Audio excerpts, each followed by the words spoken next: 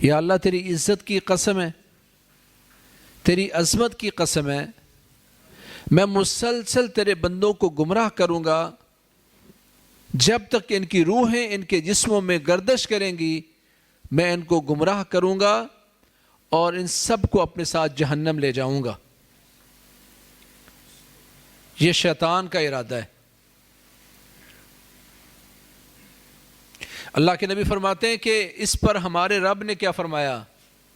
اللہ نے فرمایا اے ابلیس تو میرے بندوں کا پیچھا کر، تو ان کو گمراہ کر، تو جہنمی بنانے کی کوشش کر، وعزتی وجلالی لا ازال اغفر لهم ما استغفرونی، مجھے بھی میری عزت کی قسم ہے، مجھے میری عظمت کی قسم ہے، میرا کوئی بندہ ان گنت غلطیاں کرنے کے بعد جس دن سچے دل سے معافی مانگے گا سارے گناہ معاف کر دوں گا۔ 20 30 40 سال ابلیس لعین نے کسی بندے کو محنت کر کے جہنمی بنانے کی کوشش کی، اور اس ایک دن اس بندے نے سچے دل سے معافی مانگ کے اللہ سے تبدیلی کا وعدہ کر کے اس نے اپنے آپ کو سدھار لیا۔ اللہ فرماتے الا من تاب وآمن وعمل عملا صالحا فاولئک یبدل اللہ سیئاتہم حسنات، جس بندے نے سچی توبہ کی، پھر توبہ کرنے کے بعد ایمان والی زندگی شروع کی، نیک عمل شروع کر دیے، میں ایسے بندوں کے صرف گناہ معاف ہی نہیں کرتا بلکہ سارے گناہوں کو نیکیوں میں تبدیل فرما دیتا ہوں۔ تصور کریں، ایک بندہ کھربوں غلطیاں کرنے کے بعد اللہ کی طرف لوٹا، اللہ نے ان کھربوں غلطیوں کو کھربوں نیکیوں میں تبدیل فرما دیا۔ واللہ یرید ان یتوب علیکم، اللہ تمہیں معاف کرنا چاہتا ہے۔ اور ہر رات اللہ اعلان کرتے ہیں حل من مستغفر، ہے کوئی معافی مانگنے والا، کوئی بخشش طلب کرنے والا کہ میں اس کو معاف کر دوں؟ اللہ تمہیں معاف کرنا چاہتا ہے۔ رسول اللہ صلی اللہ علیہ وسلم آپ کے پاس کچھ قیدی پکڑ کے لائے گئے۔ ان قیدیوں میں ایک خاتون بڑی پریشان تھی۔ پریشانی کی وجہ کیا تھی کہ کل تک اپنے گھر میں وہ ایک ملکہ کی شکل میں رہتی تھی، اس کی بادشاہی تھی اپنے گھر میں، آج وہ گھر بھی چھن گیا ہے، آزادی بھی چھن گئی ہے، آج وہ لونڈی بن گئی ہے۔ بہت بڑی تکلیف کی بات تھی، لیکن وہ اس بات پہ پریشان نہیں تھی، اس بات پہ پریشان تھی دوڑ رہی ہے دیوانوں کی طرح، کبھی قافلے کے آگے، کبھی پیچھے، کبھی دائیں، کبھی بائیں۔ پیارے پیغمبر یہ سارا منظر دیکھ رہے ہیں، صحابہ منظر دیکھ رہے ہیں۔ صحیح البخاری میں حدیث ہے، کیا مسئلہ اس عورت کا؟ کہتے اس عورت کا دودھ پیتا بچہ گم ہو گیا ہے، اپنے بچے کے لیے، اپنے بیٹے کے لیے رو رہی ہے، پریشان ہے، ہر بچے کو اپنا بچہ سمجھ کے گود میں لیتی ہے، پھر محسوس کرتی بچہ میرا نہیں، اس کو رکھ کر آگے دوڑتی ہے، دیوانوں کی طرح دوڑ رہی ہے، حتیٰ کہ بھاگتے بھاگتے کافی دیر بعد اس عورت کو اس کا بچہ مل گیا۔ فَأَخَذَتْهُ وَأَلْصَقَتْهُ بِبَطْنِهَا ثُمَّ أَرْضَعَتْهُ، ماں تھی، بچے کو پکڑا، سینے سے لگایا، اسے پیار کرنے لگی، اس کو چھاتی سے لگایا اور دودھ دینے لگ گئی۔ تب اللہ کے نبی نے اپنے صحابہ سے پوچھا، میرے صحابہ أَتَرَوْنَ هَذِهِ طَارِحَةٌ وَلَدَهَا فِي النَّارِ، میرے صحابہ کیا تم خیال کرتے ہو، کیا تم سوچتے ہو کہ یہ ماں اپنے بچے کو جلتی آگ میں گرا دے گی؟ صحابہ نے کہا یا رسول اللہ کیسے ممکن ہے؟ جو ماں اپنے بچے کی اتنی بیتاب تھی، پریشان تھی، کیسے ممکن ہے کہ اپنے بچے کو جلتی آگ میں گرا دے؟ فرمایا اللہ ارحم بعبادہ من ہذہ بولدہا، کا قسم اللہ پاک کی، اللہ کریم اس ماں سے کہیں زیادہ رحیم ہے اپنے بندوں پر، جس طرح یہ ماں اپنے بچے کو آگ میں گرانا پسند نہیں کرتی، اللہ کریم بھی اپنے بندوں کو جہنم میں گرانا پسند نہیں کرتا۔ ہم نے کہا سنا ہے نا کہ اللہ تعالیٰ 70 ماؤں جتنا پیار کرتا ہے۔ بھائی اصلاح کرو، یہ دنیا کی سب سے بڑی کمینگی ہے جو بندہ جہالت پر یہ جملہ بولتا ہے، نہایت گندا جملہ جو بندہ یہ بولتا ہے۔ کیا 70 مائیں، کیا 70,000 مائیں، کیا 70 ارب خرب مائیں. اللہ کے نبی فرماتے پوری دنیا میں اللہ نے اپنی رحمت کا ایک حصہ پوری دنیا میں تقسیم کیا ہے. پوری دنیا میں انسان بھی اسی کی وجہ سے محبت کرتے ہیں، ایک دوسرے پر رحمت شفقت کرتے ہیں، ماں بھی اسی سے محبت کرتی ہے. حتیٰ کہ چوپایا اگر اس کا پاؤں غلطی سے اپنے بچے پر آ جاتا ہے تو فوراً جو اپنا پاؤں وہ چوپایا جانور اٹھاتا ہے نا، وہ بھی اسی رحمت کے ایک حصے میں سے کچھ ہے. ساری دنیا میں اللہ تعالیٰ نے ایک حصہ تقسیم کیا ہے، 99 حصے اللہ کے پاس موجود ہیں. اللہ کی رحمت کا کوئی شمار ہی نہیں ہے.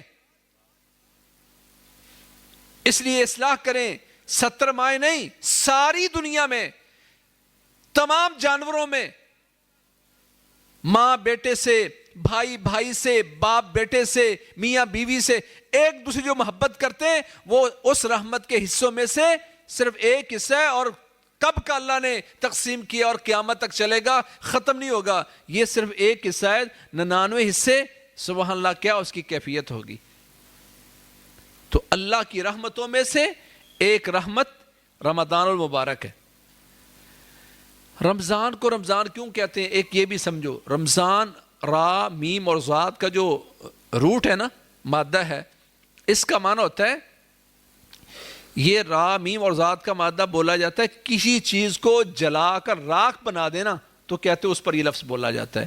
رمضان کو رمضان اس لیے کہتے ہیں کہ یہ مہینہ محنت کرنے والوں کے سارے گناہوں کو جلا کر راکھ بنا دیتا ہے. رمضان آ رہا ہے، انسان کے گناہوں کو جلانے کا ذریعہ آ رہا ہے. کتنے لوگ ایسے جنہوں نے اس رمضان کو رمضان سمجھا. اور اس کی حضرت معلّہ بن الفضل فرماتے ہیں میں نے اپنے اساتذہ کو، میں نے اپنے محدثین کو، میں نے اپنے اکابرین کو دیکھا، کانوا یدعون اللہ عز وجل 6 اشہر ان یبلغہم رمضان ثم یدعون اللہ عز وجل 6 اشہر اخری ان یتقبل منہم. کہتے میں نے اپنے اساتذہ کو، اسلاف کو دیکھا کہ 6 مہینے اللہ سے یہ دعا کرتے تھے یا اللہ رمضان تک جینے کا موقع دے دے، یا اللہ رمضان تک پہنچا دے. ان کے سامنے ایک ہدف ہے، رمضان کی اہمیت اور فضیلت ہے. 6 مہینے پہلے ہم میں سے کتنے لوگ ہیں جنہوں نے 6 ہفتے پہلے، 6 دن پہلے بھی اللہ سے دعا شروع کی، یا اللہ رمضان تک موقع دے دے، یا اللہ رمضان کے روزے کی توفیق دے دے. وہ 6 مہینے اللہ سے یہ دعا کرتے ہیں یا اللہ رمضان تک جینے کا موقع دے دے. ثم يدعون اللہ عز وجل 6 اشہر اخری ان یتقبل منہم. کہتے ہیں اگلے 6 مہینے اللہ سے یہ دعا کرتے ہیں یا اللہ جو رمضان میں محنت کی ہے، یا اللہ جو ہم نے روزے رکھے ہیں، تراویح پڑھی ہے، یا اللہ وہ قبول فرما لے. 6 مہینے دعا کرتے ہیں یا اللہ رمضان تک جینے کا موقع دے دے. اگلے 6 مہینے اللہ سے دعا کرتے ہیں یا اللہ جو رمضان میں محنت کی وہ قبول فرما لے. 6 مہینے دعا کی یا اللہ قبول فرما لے، اور اگلے 6 مہینے پھر شروع ہوئے یا اللہ رمضان تک جینے کا موقع دے دے. ہم میں سے کتنے لوگ ہیں، ہمارے اسلاف تو پورا سال رمضان کی فکر میں رہتے تھے.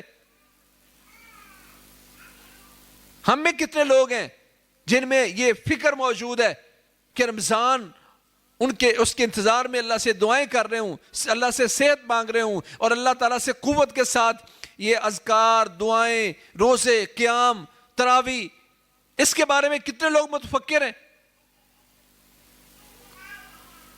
ہم نے حدیث بڑی سنی. ابھی میرے بڑے بھائی شیخ قاری عبدالشکور صاحب اس کی طرف اشارہ فرما رہے تھے، میں ایک اور اینگل سے بات کرنا چاہتا ہوں. ہم نے حدیث سنی کہ پیارے پیغمبر محمد کریم صلی اللہ علیہ وسلم نے ممبر کی پہلی سیڑھی پر پاؤں رکھا، فرمایا آمین، دوسری پر رکھا فرمایا آمین، تیسری پر پاؤں رکھا تو فرمایا آمین. ان 3 مرتبہ آمین کہنے میں سے ایک آمین کیا تھی؟ جب صحابہ نے پوچھا تو فرمایا جبریل کو اللہ نے بھیجا ہے. انہوں نے آ کر جب میں ممبر پر چڑھ رہا تھا، آپ لوگ سن رہے تھے، تب جبریل نے آ کر ایک بد دعا کی. اللہ کی طرف سے بھیجا ہوا سید الملائکہ، فرشتوں کا سردار جبریل آیا ہے اور کہتا من ادرک رمضان فلم یغفر لہ فدخل النار فابعدہ اللہ. یا اللہ وہ بندہ جس کی زندگی میں ایک بھی رمضان آیا پھر اس کو بخشا نہیں گیا، پھر بھی وہ جہنم میں چلا گیا، فابعدہ اللہ، یا اللہ ایسے بندے پر تیری لعنت ہو، تیری پھٹکار ہو ایسے بندے پر. اللہ نے بھیجا ہے، اپنی مرضی سے جبریل نہیں آئے. آ کے بددعا کیا کی؟ جس کی زندگی میں ایک بھی رمضان آیا پھر اس کو بخشا نہیں گیا، پھر بھی وہ جہنم میں چلا گیا. فَأَبْعَدَهُ اللَّهُ، ایسے بندے پر اللہ کی پھٹکار ہو. اللہ کے نبی فرماتے ہیں میں نے کہا یا اللہ جو جبریل نے بددعا کی ہے میں نبی تجھے استدعا کرتا ہوں کہ یا اللہ اس بددعا کو قبول فرما لے. میرے بھائیوں کبھی سوچو جس بندے کے بارے میں جبریل نے یہ بددعا کی اور انبیاء کے سردار نے اس پر آمین کہی، اس بندے کے بارے میں کبھی سوچا اس کا بنے گا کیا؟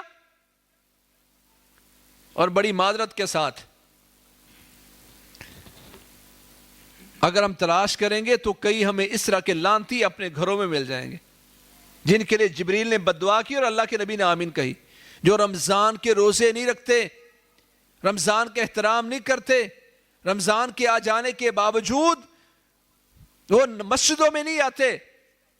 اور یاد رکھیے جہاں لعنت ہوتی ہے وہاں رحمت نہیں آتی. اللہ کے نبی محمد کریم صلی اللہ علیہ وسلم سفر میں تھے، ایک صحابیہ نے اپنی اونٹنی پر لعنت کر دی، فرمایا اس اونٹنی کو ہمارے قافلے سے الگ کر دو کہ جہاں لعنت ہوتی وہاں رحمت نہیں آتی.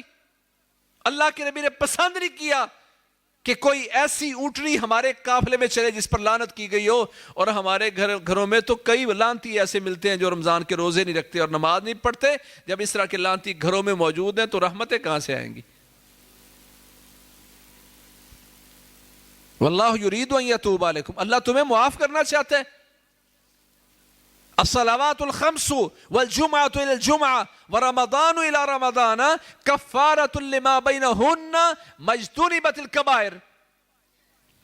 کہ لوگوں 5 نمازیں روزانہ، اللہ 5 نمازوں کی وجہ سے فجر سے لے کر ظہر تک جو غلطی ہوتی ہے ظہر کی ادائیگی سے اللہ وہ معاف فرماتا ہے، اور ظہر سے لے کر عصر تک غلطی ہوتی ہے تو عصر کی نماز کی ادائیگی سے معاف ہوتی ہے. 5 نمازیں روزانہ گناہوں کا کفارہ ہے، اور کوئی بچ جائیں تو جمعے سے لے کر اگلے جمعے تک جمعے کی ادائیگی سے اللہ معاف فرماتے ہیں. اور اگر کوئی سال بھر میں رہ گئی تو اللہ رمضان کی برکت کی وجہ سے وہ سارے گناہ معاف فرما دیتے ہیں.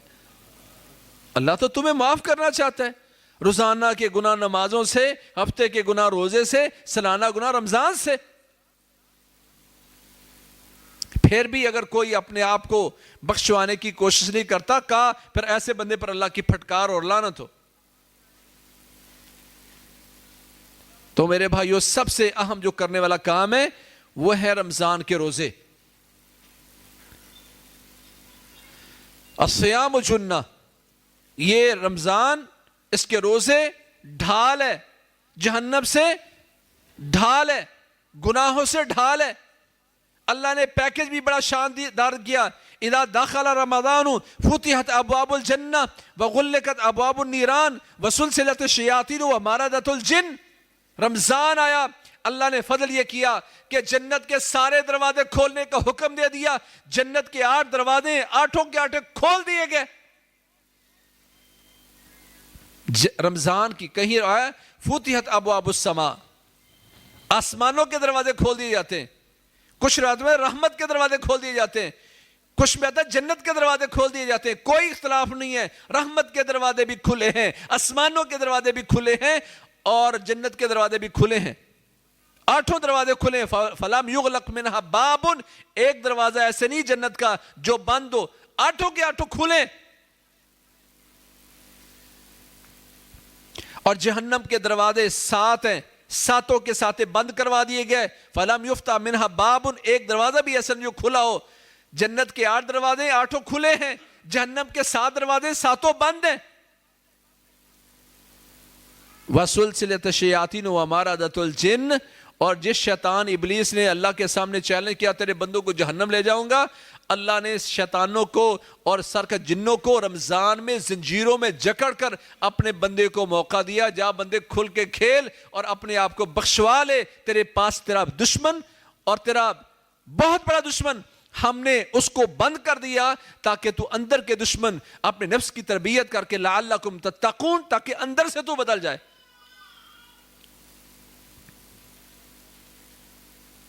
یہ رمضان تقویٰ دیتا ہے. پوچھا گیا سب سے زیادہ جنت میں لے جانے والی چیز کیا ہے؟ فرمایا تقوی. جنت کی راہ آسان ہو رہی ہے، اندر تبدیل ہو رہا ہے. اور یہ اسلام کے ارکان میں سے ایک رکن ہے. رکن کا معنی ستون. 5 ستون ہے، ایک ستون گر جائے تو بلڈنگ گر جاتی ہے. صحیح اور راجح قول کے مطابق جو بندہ بغیر کسی شرعی عذر کے رمضان کے روزے نہیں رکھتا، اسلام ایسے بندے کو مسلمان ماننے کے لیے تیار نہیں ہے. پوچھ لینا کسی مفتی سے، کسی مولوی سے کہ کسی بھی چیز کا رکن رہ جائے، نماز کا کوئی رکن رہ جائے تو نماز ہوتی ہے. سب کا بال اتفاق فتویٰ ہے کہ اگر رکوع رہ گیا، سجدہ رہ گیا، نہیں کر سکا تو نماز ہی نہیں ہوئی. رکن رہ جائے تو چیز پوری نہیں ہوتی. ایک رکن پورا رہ گیا، روزہ ہی نہیں رکھتا بندہ. میرے گھر میں میرا بیٹا، میری بیٹی، میری بہو، میرے پوتے پوتیاں روزے نہیں رکھتے اور میں سمجھتا ہوں سارے مسلمان ہیں. نہیں بھائی، حدیث ہم نے پہلے بھی یہ سنی ہوگی. اللہ کے نبی فرماتے مجھے 2 فرشتے بڑی دشوار گزار پہاڑ پر چڑھا کے لے گئے. جو میں اوپر جا رہا تھا تو بڑی خوفناک چیخوں کی آواز آ رہی تھی. جب میں پہاڑ پر چڑھا تو میں نے دیکھا آگے کچھ لوگوں کو الٹا لٹکا کے ان کا منہ چیرا جا رہا ہے، ان کی باچھیں چیری جا رہی ہیں اور ان کے منہ سے خون کے فوارے پھوٹ رہے ہیں. میں نے پوچھا یہ کون ہے؟ جواب ملا یہ وہ لوگ ہیں جو روزہ رکھ کر وقت سے پہلے روزہ توڑ دیا کرتے تھے. یہاں بھی ایک بات کی میں وضاحت کر دوں کہ کچھ ہمارے لوگ سمجھتے ہیں کہ روزہ رکھ کر توڑنا بڑا جرم ہے اور روزہ نہ رکھنا چھوٹا جرم ہے. یہ مسئلہ غلط ہے. جو روزہ مثلا ایک بندے نے آدھا دن روزہ رکھا اور پھر توڑا، آدھا دن تو اس نے اللہ کی اطاعت میں گزارا ہے نا. جس نے رکھا ہی کوئی نہیں اس نے تو سارا دن نافرمانی گزارا. روزہ رکھ کر توڑنا کم جرم ہے نہ رکھنے سے. اس نے تو 1000 دفعہ توڑا ہے. جس نے رکھ کر توڑ دیا اس کا تو منہ چیرا جا رہا ہے. جس نے رکھا ہی نہیں کبھی سوچا کہ اس کا کیا بنے گا. میرے گھرانے میں سے کسی ایک بندے نے جو روزہ خور ہے، روزہ نہیں رکھتا، قیامت کے دن اس کے ساتھ کیا ہوگا کبھی کسی نے سوچا؟ رمضان کے روزے، صحیح بخاری میں حضرت عمر رضی اللہ عنہ نے ایک بندے کو پکڑ لایا گیا، پھر اس نے شراب پی ہے، کہا اس کو کوڑے مارو ظالم کو. محرم کے روزے ہیں، عاشورہ کے روزے ہیں. کہا ظالم تو شراب پیے ہوئے اور ہمارے بچوں نے روزے رکھے ہوئے ہیں. اور صحیح بخاری میں موجود ہے صحابہ کہتے ہیں ہم اپنے بچوں کو روزہ رکھوایا کرتے تھے، عادی بنایا کرتے تھے. جب روتا تو ہم اس کو جو کپڑوں سے کھلونے بنے ہوتے تھے وہ دیتے تاکہ وہ اس کے ساتھ بہل کر شام تک وقت گزار لے. کتنا چھوٹا بچہ ہوگا جس کو آپ کھلونا دیں گے تو کھلونا دے کے وہ چپ ہو جائے. اتنے چھوٹے بچوں کو عادی بنا رہے ہیں ہمارے اسلاف، اور آج ہمارے بچے بڑے بڑے ہو جاتے ہیں اور ہم روزہ نہیں رکھواتے ان سے. روزے کون رکھتے ہیں؟ جن کے گھر روٹی نہیں ہوتی. آپ نے کبھی سوچا یہ کتنا بڑا جملہ ہے؟ اگر بندہ جان بوجھ کے اس طرح کا جملہ بولتا ہے تو وہ کفر کا ارتکاب کر رہا ہے. ایک بندہ غلطی کرتا ہے، میں یہ روزہ فرض ہے پر میں مجرم ہوں، میں نہیں رکھ پاتا، یہ کم جرم ہے. ایک بندہ مذاق کرتا ہے وہ اس سے بڑا مجرم ہے.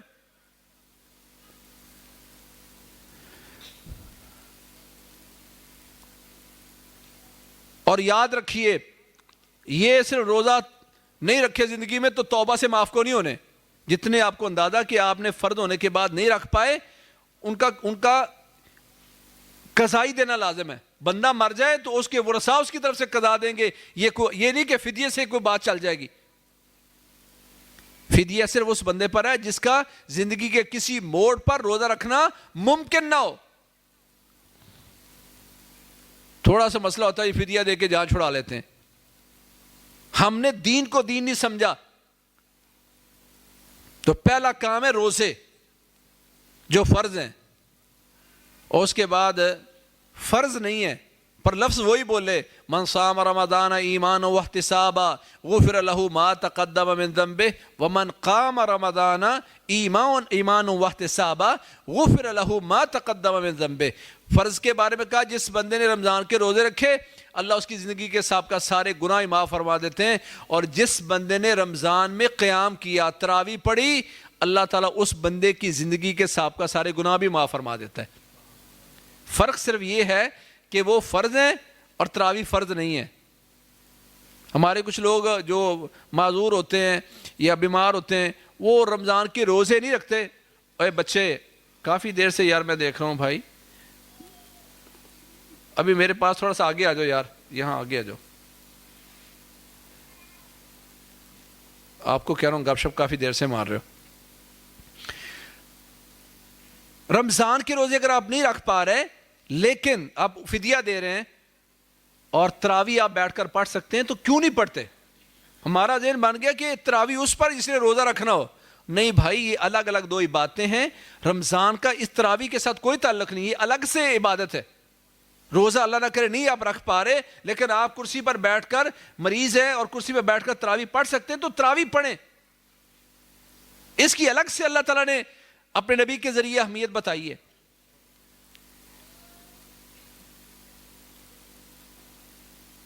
تو دوسرا کام ہے تراویح پڑھنا, اس پر اپنے آپ کو کھڑا کریں. اور تیسرا اہم کام ہے کہ جیسے یہ رمضان روزوں کا مہینہ ہے, تراویح کا مہینہ ہے, اسی طرح یہ شہر القرآن بھی ہے, یہ قرآن کا مہینہ ہے. شہر رمضان الذی انزل فیہ القرآن انا انزلناہ فی لیلۃ القدر. رمضان یہ قرآن کا مہینہ ہے. ہمیں کیا پتا قرآن کا مہینہ ہے؟ بھائیو یاد رکھو, اللہ تعالیٰ فرمایا الذین آتینہم الکتاب یتلونہ حق تلاوتہ اولئک یؤمنون بہ, کہ جن لوگوں کو ہم نے کتاب دی نا قرآن مجید, وہ اس کو تلاوت کرتے ہیں جسے تلاوت کرنے کا حق ہے. یہی ہیں جو قرآن پر ایمان لانے والے ہیں. میں نہ قرآن پڑھا, نہ اس کی تلاوت کی, نہ اس کا حق ادا کیا. اللہ کہتے ہیں یہ ایمان والے نہیں ہیں. ساری عمر گزر جاتی قرآن پڑھتے نہیں ہیں. قبر میں کتنے سوال ہوتے ہیں؟ کوئی بھائی بتائے گا؟ چلو الحمدللہ اب شعور پیدا ہونا شروع ہو گیا کہ 4 سوال ہیں. ابھی تک یہی مشہور تھا کہ 3 ہوتے ہیں, تو سوال 4 ہیں. چوتھا سوال سنن ابی داود 4753 نمبر حدیث میں موجود ہے. وہ کیا ہے؟ نیک بندے سے پوچھا گیا من ربو کا, ما دینوں کا, من نبیوں کا, تو وہ جواب دیتا ہے ٹھیک ٹھیک کہ اللہ میرا رب ہے, اسلام میرا دین ہے, محمد صلی اللہ علیہ وسلم میرے نبی ہیں. تو اس سے چوتھا سوال ہوتا ہے کیا؟ سنن ابی داود میں الفاظ ہیں وما یدریکا, اور مسند احمد میں الفاظ ہیں وما علمک. فرشتے پوچھتے بتا تجھے ان 3 سوالوں کا جواب ملا کہاں سے؟ تجھے کیسے پتا چلا ان سوالوں کا؟ اس کا جواب تمہیں کہاں سے ملا؟ تو کیا کہے گا؟ قرأت کتاب اللہ فآمنت بہ وصدقت. میں نے کتاب اللہ کو پڑھا, میں اس پر ایمان لایا, میں نے اس کی تصدیق کی. یہ دلیل اس بات کی جس نے قرآن نہیں پڑھا وہ ان 3 سوالوں کے جواب بھی نہیں دے پائے گا. میں نے قرآن پڑھا. اچھا قرآن پڑھنے والے تو بہت سارے ہیں. فآمنت بہ, میں اس پر ایمان لایا. کیا معنی ایمان لانے کا؟ قرآن میں نے پڑھا, تراویح میں سنوں گا, کوئی پتہ نہیں قاری صاحب کیا پڑھ رہے ہیں. واللہ میں نے جو ہمارے اور خطبہ پڑھتے ہیں نا وہ آیت پڑھتے ہیں, اللہ کہتے ہیں یہ ہمیشہ ہمیشہ جہنم میں رہیں گے. بندہ کہتا سبحان اللہ. کیوں؟ پتہ ہی نہیں کہ اس نے پڑھا کیا ہے. ایمان کا مطلب یہ ہے کہ جو آپ پڑھ رہے ہیں آپ کو کچھ علم ہو, ادراک ہو کہ میں کیا پڑھ رہا ہوں. اور میں نے اس کی تیسری بات, میں نے اس کی تصدیق کی. تصدیق کیا ہوتا ہے؟ آپ کو کسی بات کا پتہ ہی نہیں ہے, آپ تصدیق کا معنی کسی کو سچا قرار دینا. قرآن سچا ہے, یہ جو آیت پڑھی ہے یہ اس میں اللہ تعالیٰ نے جو فرمایا حق اور سچ ہے, تب آپ تصدیق کریں گے جب آپ کو پتہ ہو اس آیت میں کہا کیا رب نے. افلا یتدبرون القرآن ام علی قلوب اقفالها. اللہ کہتے ہیں لوگوں یا تو یہ لوگ قرآن پر تدبر کریں گے یا اللہ نے ان کے دلوں پر تالے لگائے ہوئے ہیں. یا تدبر یا تالے. ہم ساری عمر گزار دیتے ہیں, ساری عمر میں قرآن, سب سے زیادہ ظلم قرآن مجید پر کیا جاتا ہے. سب سے زیادہ پڑھی جانے والی کتاب قرآن مجید, اور سب سے زیادہ بغیر سمجھ کے پڑھی جانے والی کتاب قرآن مجید ہے. اس لیے فرمایا القرآن حجت لک و علیک, یہ قرآن تمہارا وکیل ہوگا یا تمہارے خلاف وکیل ہوگا. تو کیا قرآن ہمارا وکیل ہوگا؟ یا قیامت والدن اللہ کے نبی کہیں وقال الرسول یا رب ان قوم اتخذوا هذا القرآن مہجورا، یا اللہ یہ میری قوم کھڑی ہے جس نے قرآن کو چھوڑ دیا، پڑھنا چھوڑ دیا، سیکھنا چھوڑ دیا، ترجمہ مفہوم چھوڑ دیا، اس پر عمل کرنا چھوڑ دیا، امت میں نفاذ چھوڑ دیا۔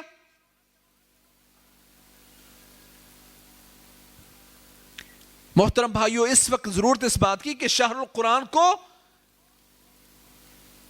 اپنے سامنے آتے دیکھ کر اس کو مان لیں کہ یہ شہر قرآن ہے۔ قرآن کو سب سے پہلے ایمان لائیں کہ اللہ کی کتاب ہے جو اللہ نے محمد کریم صلی اللہ علیہ وسلم کے قلب اطہر پر اس کو نازل فرمایا ہے، جبریل لے کے آیا ہے، اور پھر اس کے بعد اس کو پڑھنا، اس کو سیکھنا، اس کی تلاوت کرنا، اس پر تدبر کرنا، اس پر عمل کرنا، اس کو نافذ کرنا۔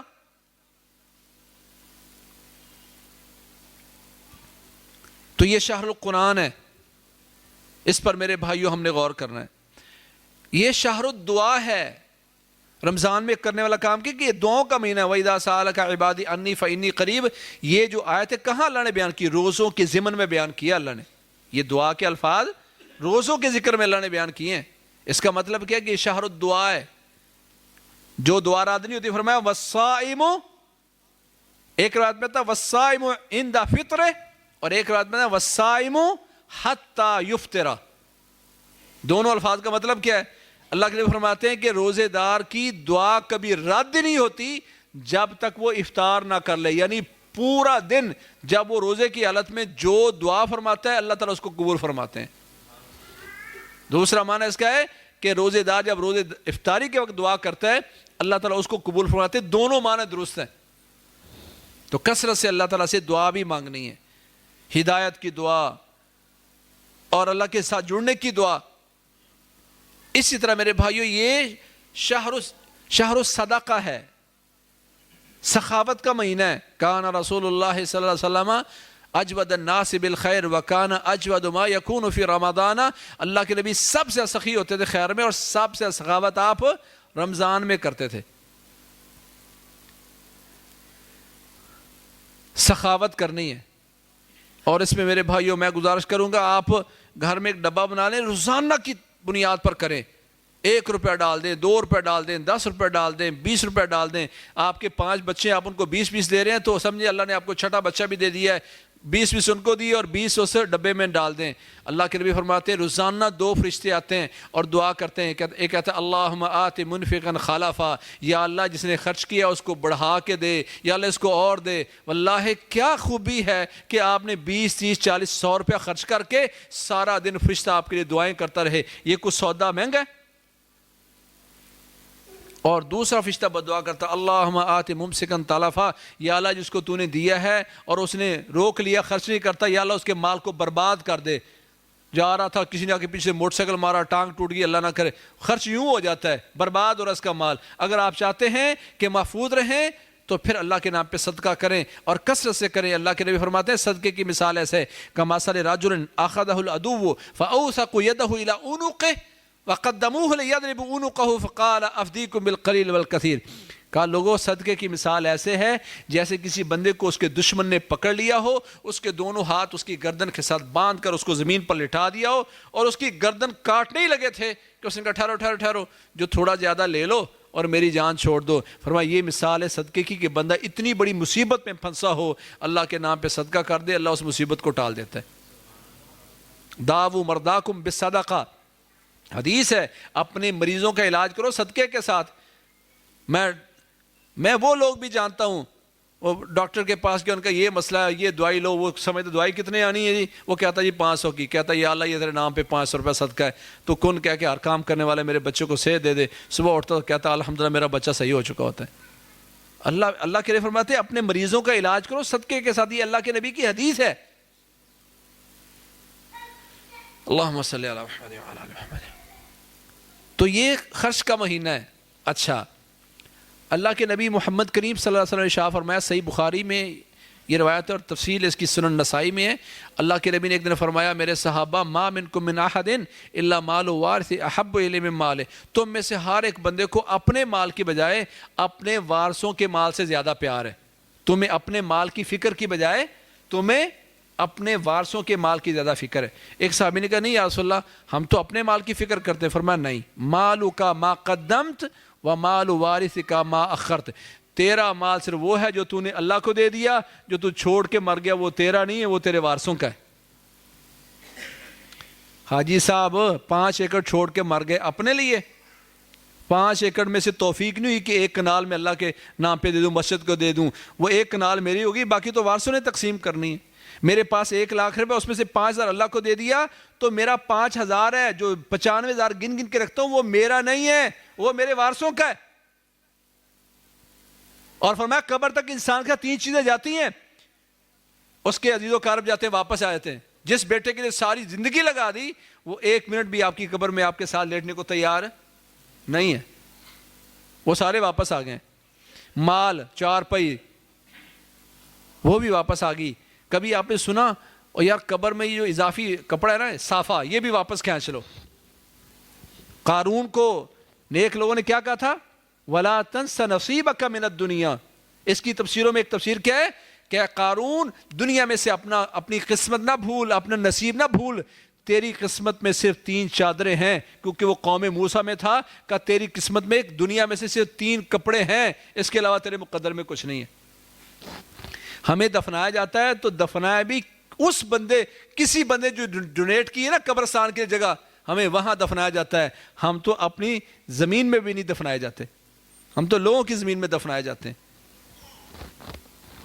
اور جس اولاد کے لیے کمائے، اللہ کے نبی فرماتے ہیں قیامت کا دن ہوگا یوم یفر المرء من اخیہ وامہ وابیہ وصاحبتہ وبنیہ. سارے رشتہ داریاں، باپ بیٹا بھائی سب بھاگ گئے. یہ سارے جن کے لیے کماتا رہا وہ سارے بھاگ گئے. وَكُلُّ امْرِئٍ بِذِلِّ صَدَقَتِهِ حَتَّى يُفْصَلَ بَيْنَ النَّاسِ. اللہ کے نبی فرماتے ہیں وہ سارے بھاگ گئے. یہ سورج 1 میل کے فاصلے پر آیا، شدت کی گرمی ہے، لوگ پسینوں میں ڈوبے ہوئے ہیں. صحیح بخاری کی حدیث ہے لوگوں کو لگام آئی ہوگی پسینے کی. اور سنن ابن ماجہ کے الفاظ ہیں کہ 70 ذراع، 1 ذراع تقریباً 5 فٹ کی بنتی ہے. 300-350 فٹ پسینہ ہوگا جس میں لوگ ہوتے کھا رہے ہوں گے. پر قربان جائیں جس کے لیے کمایا تھا وہ سارے بھاگ گئے. لیکن جو اللہ کے نام پہ صدقہ دیا ہوگا، فرمایا قیامت کے دن جب تک لوگوں کا فیصلہ شروع نہیں ہوتا ہے اس کے سر پہ چھتری بن کے کھڑا ہو جائے گا. جن کے لیے کمایا وہ بھاگ گئے. وَكُلُّ امْرِئٍ بِذِلِّ صَدَقَتِهِ حَتَّى يُفْصَلَ بَيْنَ النَّاسِ. صدقہ سر کے اوپر سایہ بن کے کھڑا ہے. پھر سوچے گا کاش میں صدقہ زیادہ کرتا تاکہ آج سایہ زیادہ ملتا. تو یہ رمضان بہترین موقع ہے، یہ شہر الصدقہ ہے. اللہ کے نبی سب سے زیادہ سخاوت اس میں کرتے تھے. اسی طرح یہ مہینہ اعتکاف کا مہینہ ہے.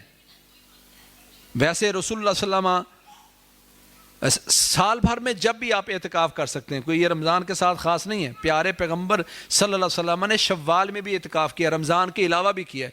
تو سارے سال میں جب بھی آپ اعتکاف کرنا چاہیں، 1-2 دن 1 رات جائز ہے، ثابت ہے. پورا مہینہ بھی آپ کر سکتے ہیں. زیادہ بہتر ہے کہ آخری عشرے میں کریں اور پورا عشرہ کریں. لیکن اس سے کم بھی 1-2 دن بھی کرنا چاہے تو اس کا جواز ہے، کوئی حرج نہیں ہے. اعتکاف پر اپنے آپ کو کھڑا کریں، آخری عشرہ پورا محنت کریں اور لیلۃ القدر کی تلاش میں وقت لگا دیں. اللہ کے نبی فرماتے ہیں وَلَا يُحْرَمُهَا إِلَّا كُلُّ مَحْرُومٍ. اس لیلۃ القدر سے صرف وہی محروم ہوگا جو پکا بد نصیب ہے. بد نصیب نہیں بننا، پیکج ہے اللہ کی طرف سے. 1 رات کی عبادت بھائیو اپنے آپ کو کھڑا کریں گے ہم کہ ویسے پورا عشرہ ہی ہم کچھ نہ کچھ 100 روپیہ روزانہ خرچ کریں گے، 1000 روپیہ کریں گے.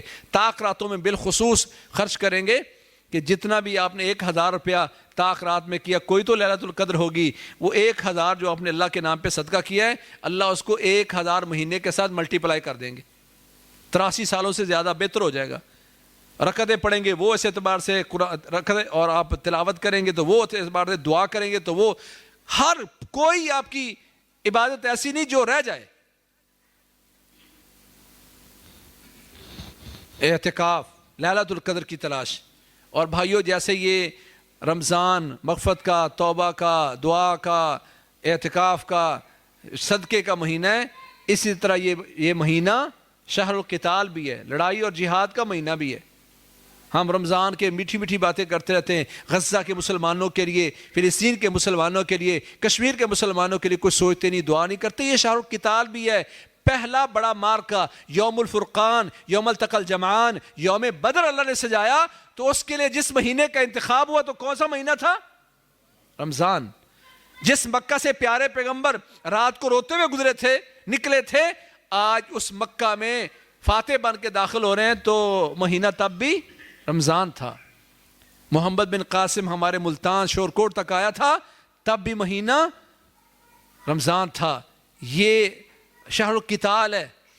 سو میرے بھائیوں، اپنے آپ کو چیک لسٹ بنائیں، چیک لسٹ بنائیں کہ میں کیا کر رہا ہوں اور کیا نہیں کر رہا، کیا کرنا اور کیا کھویا اور کیا پایا۔